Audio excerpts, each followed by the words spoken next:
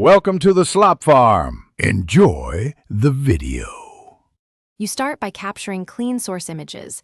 This matters because editing can only fix so much. Place the Nano Banana against neutral background and use macro or 1 for detail. Set exposure about +0. 5 to keep highlights. Lock ISO between 100 and 400 to reduce noise.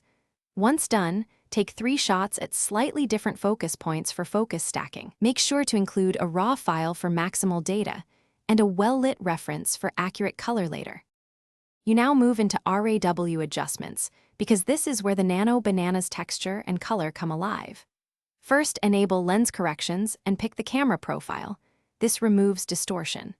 Adjust white balance to neutralize cast, then increase clarity and texture moderately to reveal peel detail without creating artifacts.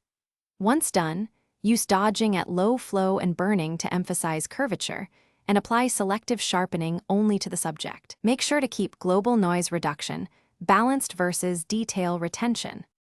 You finish by refining color and preparing the file for use. Use local hue and saturation masks to target yellow without affecting background. Watch histogram to avoid highlight clipping. Once satisfied, export as TIFF for archiving or high-quality JPEG for web, embedding sRGB or Adobe RGB as required. If you see banding in smooth gradients, increase bit depth or add subtle noise/dither to hide artifacts. A quick review at 100% confirms no missed spots. Thanks for watching. Consider subscribing if we helped you today.